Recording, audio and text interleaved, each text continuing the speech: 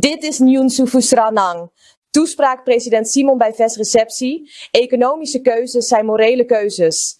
Moeten we ook een college van presidenten benoemen in dit land? Vraagt Mahinder Yogi zich af.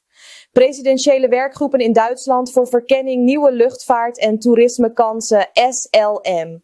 Rusland heeft onvoldoende informatie over Kees Rozenhout. Communicatie cruciaal binnen coalitie.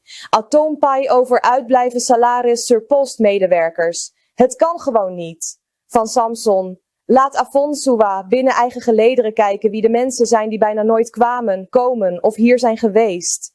Mathura krachtig protesteren tegen initiatiefwet voor college van PG's. VP Rusland naar Zwitserland om Suriname te vertegenwoordigen bij World Tourism Forum. Nieuwe directeur Defensie is van PL, maar het gaat om de deskundigheid, aldus minister Ramsaran. Openbaar Ministerie en Anticorruptiecommissie overleggen over verplichte registratievermogen. Vrienden van Suriname sturen eerste container van 2026 vol medische hulp voor AZP. Politieke loyalisten beloond bij IOLNDP, DOE, A20 en NPS vallen in de prijzen. Onderzoek naar verdwenen goud leidt tot tijdelijke schorsing van leiding Grassalco en Natasha Kalo, voorgedragen als gedelegeerd commissaris bij Grassalco. Dronken brigadier zorgt voor onrust op politiebureau en doet daarna aangifte tegen commandant. Coalitiespanningen zichtbaar in DNA, ABOP uit misnoegen. Guillermo Samson zegt, NDP is synoniem voor diefstallen.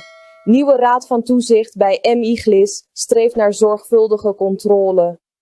Maandenlange wachttijd vergunningen deviezencommissie onacceptabel, zegt Serena Asset. Digitalisering als wapen tegen corruptie, een kwestie van doorpakken. President Jennifer Simons heeft tijdens de nieuwjaarsreceptie van de Vereniging van Economisten in Suriname een economische koers voor 2025 tot 2030 gepresenteerd, met nadruk op macro-economische stabiliteit en rechtvaardige welvaartsverdeling. Suriname staat voor belangrijke keuzes die de toekomst bepalen en de president benadrukt dat er geen ruimte is voor vrijblijvend beleid. Begin van een nieuw jaar is altijd een moment van reflectie. Voor Suriname is dit jaar inderdaad een jaar van keuzes. We benaderen 2026 daarom vanuit één samenhangende beleidscombinatie waarin fiscaal beleid, monetair beleid en structurele hervormingen elkaar moeten versterken. En dat is iets makkelijker gezegd dan gedaan. Richting 2030 staan we voor beslissingen die bepalend zijn voor onze economische stabiliteit, onze sociale samenhang en perspectief van toekomstige generaties. Vanaf juli 2025 draagt deze regering de verantwoordelijkheid voor het bestuur van ons land. We zijn gestart in een context van schaarste, een zich herstellende, maar toch kwetsbare macro-economische realiteit en vooral een beperkt maatschappelijk vertrouwen. En daar hebben we een eufemisme gebruikt. We zijn gegaan vanaf juli 2025 en hebben gezien dat de maatschappelijke en economische realiteit vraagt om richting, discipline en uitvoering en niet om grote woorden. We hebben in de eerste maanden op vrijwel alle ministeries quickscans uitgevoerd. En dat was niet zomaar als academische oefening, maar om vast te stellen, ten eerste, waarmee we precies begonnen, waar we stonden. Waar de uitvoering vastloopt of waar er beleid was, dat moest worden voortgezet. Waar met beperkte middelen snel resultaat zou kunnen worden geboekt of verbeteringen zouden moeten worden opgepakt. De conclusie is helder. De fragmentatie in ons beleid kost ons geld, tijd en vertrouwen. En het weglekken van middelen geeft ons land veel grote problemen. Ministeries hebben in het verleden vaak los van elkaar gewerkt. Er moet verandering daaruit komen. We zullen een goed equipped aansturingsorgaan moeten hebben, welke de ziel moet zijn van een meerjarige ontwikkelingsvisie, waarbij we dan die meerjarige visie kunnen opdelen in jaarplannen, deze becijferen en, wat belangrijk is, het uitvoeren van voortgangscontrole. En dat kunnen we met elkaar doen. Voorzitter. Dit jaar markeert ook een belangrijk overgangsmoment, omdat het huidige ontwikkelingsplan, het meerjarenplan, afloopt. Dat betekent dat 2026 niet alleen een nieuw begrotingsjaar is, maar dat er ook een nieuw strategisch kader moet zijn voor Suriname. En dat in een wereld die wordt gekenmerkt door toenemende geopolitieke onzekerheden, politieke verschuivingen, spanningen, ook in onze regio. Suriname moet daarbij dus ook alert en standvastig zijn. We waken met zorgvuldige discipline over onze nationale belangen, maar zonder ons te laten meesleuren met onrust of korte termijn reacties. Tegelijk blijven we gefocust op de strategische koers voor duurzame ontwikkeling, zodat Suriname ook in deze veranderende wereld stand kan houden. Vanaf dit kwartaal werken we gezamenlijk aan het nieuwe meerjarontwikkelingsplan voor de periode richting 2030. En dit MOP zal het centrale kader moeten vormen waarin beleidsprioriteiten, macro-economische doelstellingen, investeringskeuzes en uitvoeringsafspraken moeten samenkomen. Het wordt gekoppeld aan een macrofiscaal raamwerk met scenario-analyses als groei, inflatie, wisselkoers, rente en tegenover de olieinkomsten. Als beroepsvereniging nodig ik u uit en doe ik een beroep op u om naast uw deskundige blik te werpen op het gevoerde beleid ook actief bij te dragen aan de verrijking van de economische paragraaf binnen ons ontwikkelingsplan in al haar dimensies. Goed beleid vraagt om begrip in de samenleving. Niet iedereen hoeft specialist te zijn, maar basiskennis van economie, een versterkt draagvlak, verhoogt participatie en vertrouwen. U als vereniging van economisten in Suriname kan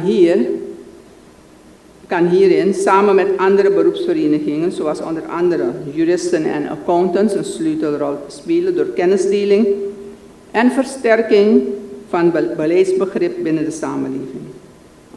Uw werk in het trainen van de Vereniging van Journalisten is niet ongemerkt aan ons voorbij gegaan. Zet dit werk breed voor. Help mee aan de verdere opbouw van Suriname. Alleen in die wederzijdse verantwoordelijkheid ligt de basis voor echte economische vrijheid. Samen kunnen we richting 2030 een economie realiseren die groeit en draagt. En samen kunnen we het systeem versterken. Ik wens u een gezond en voorspoedig nieuwjaar toe.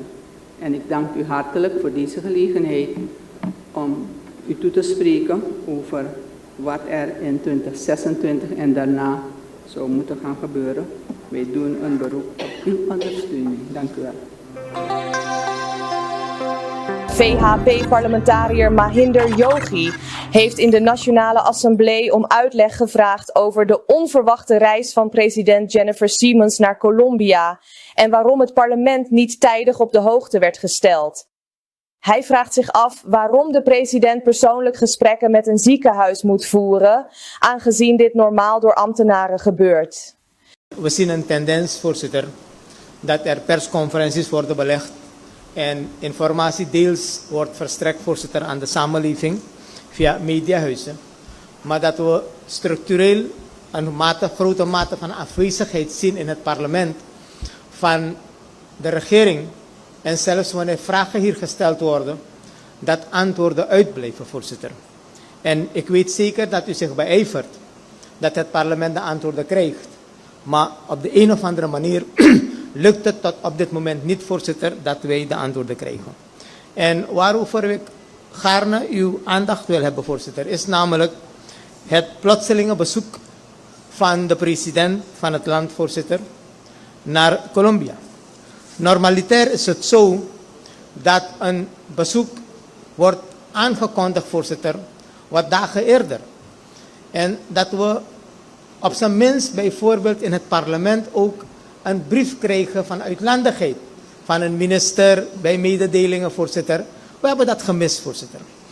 En de hele geheimzinnigheid, voorzitter, rond het bezoek. Wie betaald heeft, wie niet betaald heeft. Wie mee is gegaan, wie niet mee is gegaan, voorzitter. Voor welk doel, waarvoor. Wanneer de president naar het buitenland moet, voorzitter. En dit is haar derde bezoek in die 5-6 maanden dat die regering aanzit. Wanneer de president naar het buitenland moet, voorzitter, om besprekingen te voeren op een lager niveau, op een niveau, voorzitter, van ambtenaren, op een niveau van personeel van ziekenhuizen, voorzitter, dan vraag ik mezelf af, voorzitter, wat de president nog meer moet doen. Of moeten we ook een college van presidenten benoemen in het land, voorzitter, om het werk te kunnen doen? Yogi vraagt zich af waarom de echtgenoot van de president, Glenn Geerlings, mee was en vindt dat de president het parlement moet informeren over deze zaken. NDP-parlementariër Iona Edwards beschuldigt Yogi van misleiding en verdedigt de president recht om haar echtgenoot mee te nemen. Hebben wij vragen gesteld toen de vorige First Lady overal meeging met de president? Hebben jullie daarover gesproken? Ik heb u nooit gehoord, lid Yogi Aldus Edwards.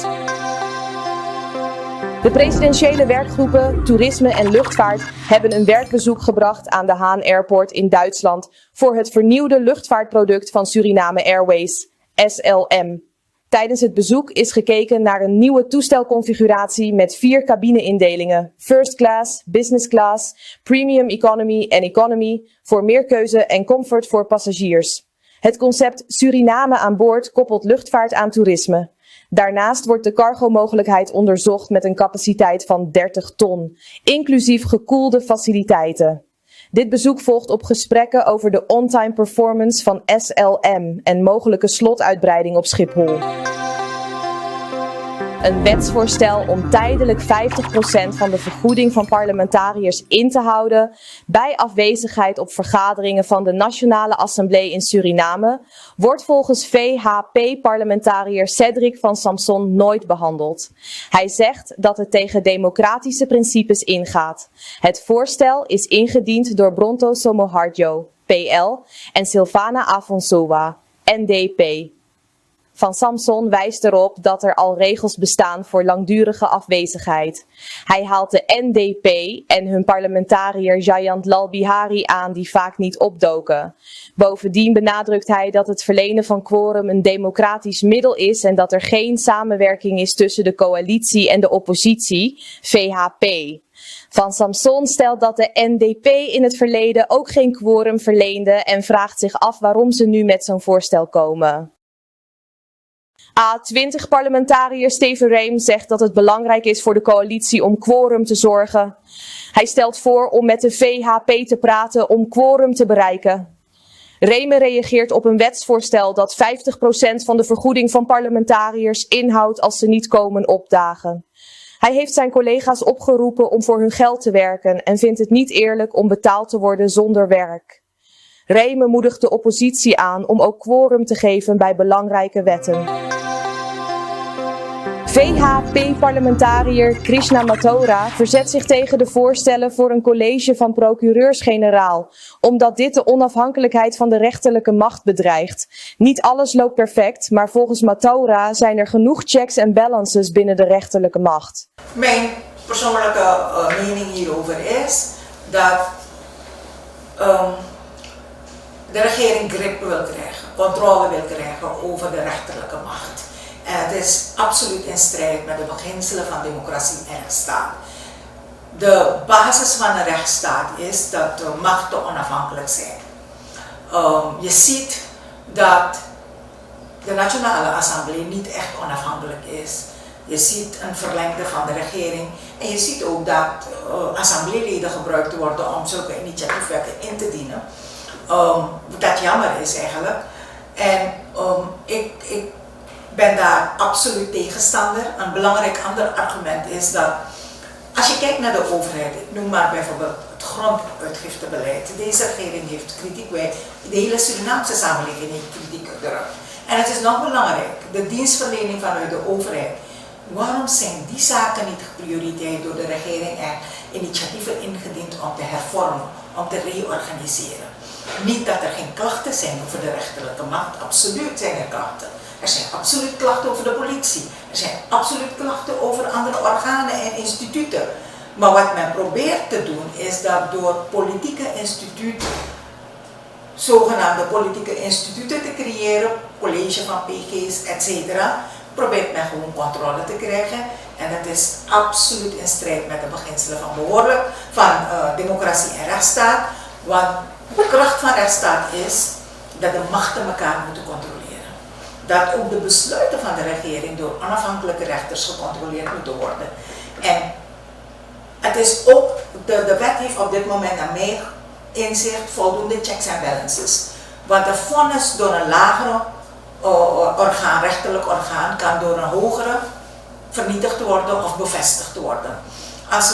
Als het OM eigenlijk een zaak niet vervolgt, kan men naar het Hof gaan en vragen, zoals in de zaak 8 december is gebeurd en je ziet het resultaat is er, het is uiteindelijk met de vonnis geëindigd. Dus binnen het systeem zijn er voldoende checks en balances, maar de intentie is naar mijn gevoel controle op de rechterlijke macht. En dat moet echt afgekeurd worden en daar moet krachtig geprotesteerd worden tegen. Er moet krachtig geprotesteerd worden tegen deze initiatiefwetten. Vicepresident Gregory Rusland wilde voor aanvang van de wekelijkse Raad van Ministersvergadering niet ingaan op vragen van journalisten over de kwestie Wesley Rozenhout, die op non-actief is gesteld door de nieuwe Raad van Commissarissen van Grassalco. Nogmaals over specifiek de heer Rozenhout, daar kan ik op dit moment niet ingaan. Er is een issue bij Grassalco die speelt. Als ik het goed heb, heeft de Raad van Commissarissen een besluit genomen. En als er issues zijn, dan moet daarover gesproken worden. Dus ik kan nu niet vooruit gaan, omdat ik gewoon te weinig weet over die case. Maar ik denk dat in de komende dagen er wel duidelijkheid in zal komen. Rusland ging ook in op de samenwerking binnen de coalitie. Hij geeft aan dat waar er gewerkt wordt, er altijd verschillen zullen zijn van inzichten. Over deze zaken moet er gecommuniceerd worden. Werknemers van Surpost hebben hun salarissen over december 2025 nog niet ontvangen. NPS-parlementariër Poutini Atompai sprak zijn zorgen uit in de Nationale Assemblée en vroeg zich af hoe lang de regering hiermee doorgaat. NDP-parlementariër Wet Prakash Jolum Singh vroeg naar de redenen voor de late betalingen en benadrukte dat medewerkers recht hebben op hun beloning. Daarnaast noemde hij een groep contractors in Nikkerie die al 6 maanden geen betaling hebben ontvangen voor hun werk. Ook bij het ministerie van Onderwijs zijn medewerkers al 8 maanden niet betaald. Vice-president Gregory Rusland reist op zaterdag 17 januari 2026 naar Zwitserland om Suriname te vertegenwoordigen bij het World Tourism Forum, dat samenvalt met de World Economic Forum bijeenkomsten. Hij werd persoonlijk uitgenodigd en zal met 3 medewerkers afreizen. Tijdens het forum spreekt hij met internationale bedrijfsleiders over duurzame toerisme en gastvrijheid. Het forum is een platform voor strategische interactie tussen prominente deelnemers en behandelt toerisme als een belangrijke factor voor economische weerbaarheid. Rosette Wierukarso van Varsseveld is benoemd tot waarnemend directeur bij het ministerie van Defensie in Suriname. Maar minister Uraykit Ramsaran benadrukt dat dit niet alleen komt omdat zij van de Pertjaya Luhur PL is.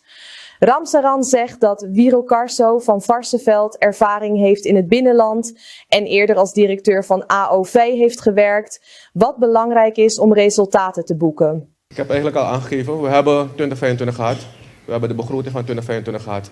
We kijken naar de begroting van 2026, welke dan behandeld zal worden. Er zijn tal van gebieden waarbij er verandering zal komen. Verandering is nodig trouwens. Het is niet dat we het doen vanwege de luxe die gecreëerd moet worden, maar een noodzakelijkheid.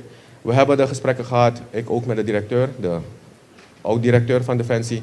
En we hebben er afgestemd van luister, We kijken stappen vooruit en we willen u bij deze dan bedanken voor uw werkzaamheden. Hij heeft ook heel wat mogen verzetten bij het vorige kabinet, bij de vorige minister. Maar zo kijken we dan vooruit van wat we nog meer zouden kunnen betekenen. En soms is het dan nodig om die upgrade te doen. Soms is het dan nodig om verandering in te brengen. En bij deze is het een van de reguliere zaken dat we ook de anderen de kans geven om hun werkzaamheden te kunnen verrichten. Bij deze mag ik ook meteen aangeven.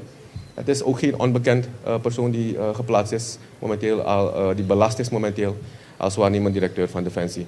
Die heeft ook, of die kent het binnenland ook als geen ander. Die was ook toen belast als directeur van AOV. En wat ik nu nodig heb, is iemand die op het veld kan gaan om ervoor te zorgen dat we de werkzaamheden, de tastbare resultaten ook op het veld dan kunnen boeken. Apart van het administratief op het ministerie. Ja. Er zijn verschillende voordrachten geweest. En natuurlijk, soms die toebehoort tot een politieke partij.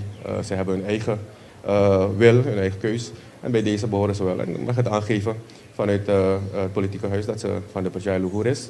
Maar ik mag wel aangeven, het gaat om de deskundigheid en niet om welk huis. Dus ik heb dat niet gelezen waar hij wordt vervangen, maar ik kan wel aangeven dat het werk vooruitgeduwd moet worden. En als het blijkt dat men tot het maximale van hun eigen vermogen het werk heeft kunnen doen en niet verder dan dat kan gaan, dan moeten we wel kijken naar hoe we dan die upgrade kunnen doen. En de upgrade kan soms betekenen het ontlasten en belasten van iemand anders. Ze volgt Jayant Biedesi op, die per 5 januari 2026 afscheid neemt. De minister stelt dat verandering noodzakelijk is om vooruit te kijken. Over een mogelijke vervanging van brigadegeneraal Werner Kio Asen is Ramsaran voorzichtig, maar zegt dat het werk verbeterd moet worden en dat upgrades soms nodig zijn. Dinsdag 13 januari was er een overleg tussen het Openbaar Ministerie en de Anticorruptiecommissie, ACC, over de verplichting van de Verklaring van Inkomen en Vermogen, VIV. De ACC was vertegenwoordigd door voorzitter Ilse Krente en lid Prem Jetu, terwijl het Openbaar Ministerie werd vertegenwoordigd door de procureur-generaal en 3 hoofdofficieren. Er werden verschillende punten besproken, zoals de indieningstermijn tot 17 februari 2026, termijnoverschrijding en handhaving. De ACC houdt toezicht op de naleving van de verplichting en rapporteert hierover. Beide partijen vonden het overleg constructief en willen de samenwerking voortzetten voor een goede uitvoering van de VIV. Vrijwilligers van Stichting Vrienden van Suriname hebben de eerste hulpcontainer van 2026 geladen, vol met medische goederen zoals bedden en behandelingen. Deze is bestemd voor het AZP in Paramaribo. De volgende containerlading is gepland voor 17 februari in Tiel. Meer informatie is te vinden op de website. De benoeming van de nieuwe Raad van Toezicht, RVT, van het Instituut voor de Opleiding van Leraren, IOL, heeft geleid tot steeds meer kritiek. Ondanks beloften van open sollicitaties en transparantie lijkt de nieuwe raad vooral gevuld met personen met sterke politieke banden, met een focus op de NDP, DOE/A20 en de NPS. Minister Dirk Currie installeerde op 13 januari 2026 de raad, met Robert Penneu als voorzitter, een NDP-loyalist, wat vragen oproept over zijn objectiviteit. Critici wijzen erop dat de benoemingen politieke belangen boven deskundigheid plaatsen, wat afbreuk doet aan de onafhankelijkheid van het toezicht op een leerinstelling. Daarnaast is er kritiek op het ontbreken van open sollicitatieprocedures, wat botst met het door de NDP voorgestelde Kenki-A-systeem dat transparantie en objectiviteit moest bieden. Dit wekt de indruk dat de huidige regering vooral eigen politieke aanhangers aanstelt, wat schadelijk is voor de kwaliteit en toekomst van het onderwijs in Suriname. De Raad van Toezicht bestaat uit de volgende leden, met elk een duidelijke politieke achtergrond. Robert Penneu, voorzitter, oud-directeur onderwijs en minister van Onderwijs, Wetenschap en Cultuur, 2015 tot 2018 in het kabinet Bouterse II. Wordt beschouwd als loyaal aan de Nationale Democratische Partij, NDP. Ricardo Kenswil, lid en ondervoorzitter van platform PA+. Een platform van voormalige leden van de Partij voor Democratie en Ontwikkeling, PDO, dat via samenwerking met de ABOP uiteindelijk politiek aansluiting zocht bij de NDP. Rawin Mangal gelieerd aan platform PA+, waar Shirley Royer Rawin Mangal de functie van tweede secretaris bekleedt, Johan Vliese actief binnen de Nationale Partij Suriname, NPS, en voormalig bestuurder van de NPS-afdeling Nuncamas in het ressort Quetta. Zij profileert zich politiek op thema's als onderwijs, jeugd en gemeenschapsontwikkeling. Robbie Holband geleerd aan democratie en ontwikkeling, DOE, en kandidaat geweest op de A20-lijst bij de verkiezingen. De optelsom van deze achtergronden schetst volgens waarnemers het beeld van een toezichthoudend orgaan waarin politieke belangen samenkomen, in plaats van een raad die op afstand van de politiek opereert. Dat beeld staat haaks op de maatschappelijke roep om transparantie, open werving en professioneel toezicht binnen het onderwijs. De Raad van Commissarissen, RVC, van NV Grassalco heeft op 12 januari directeur Wesley Rozenhout met onmiddellijke ingang op non-actief gesteld. Deze maatregel volgt op de ontdekking van de verdwijning van ongeveer 4 kilogram ruw goud, die meer dan $400.000 waard is. De zaak is aan de politie gemeld en Rozenhout heeft aangegeven dat een deel van het nepgoud al eerder in de kluis was geplaatst en dat er een intern onderzoek is gestart. Parlementariër Raymond Sapoen heeft kritiek geuit en gezegd dat Rozenhout al eerder op non-actief had moeten worden gesteld vanwege politieke en bestuurlijke verantwoordelijkheden. Grassalco is een van de 2 staatsbedrijven in de Surinaamse mijnbouwsector. Belangrijk voor de economie en het toezicht op de goudsector is onder de aandacht door de stijgende goudprijzen. Natasha Kalo is op 14 januari 2026 voorgedragen als gedelegeerd commissaris van NV Grassalco. Deze benoeming is goedgekeurd tijdens een vergadering van de Raad van Commissarissen, geleid door Berto Sampi. Kalo's aanwijzing volgt na de non-actiefstelling van president-directeur Wesley Rozenhout vanwege een onderzoek naar de verdwijning van goud. Kalo krijgt tijdelijke taken voor toezicht tot er een nieuwe leidinggevende komt. Naast voorzitter Berto Sampi bestaat de Raad van Commissarissen verder uit Steven Jungerman, Joël Anches en Ivan Brunswijk. Grassalco voert momenteel een quickscan uit. Oud-politiecommissaris Ruben P. en inspecteur Dennis E. zijn dinsdag na 51 maanden in de gevangenis vrijgelaten op voorwaarden. Hun vrijlating kwam na een verzoek van hun advocaten, omdat ze hoger beroep hadden ingesteld.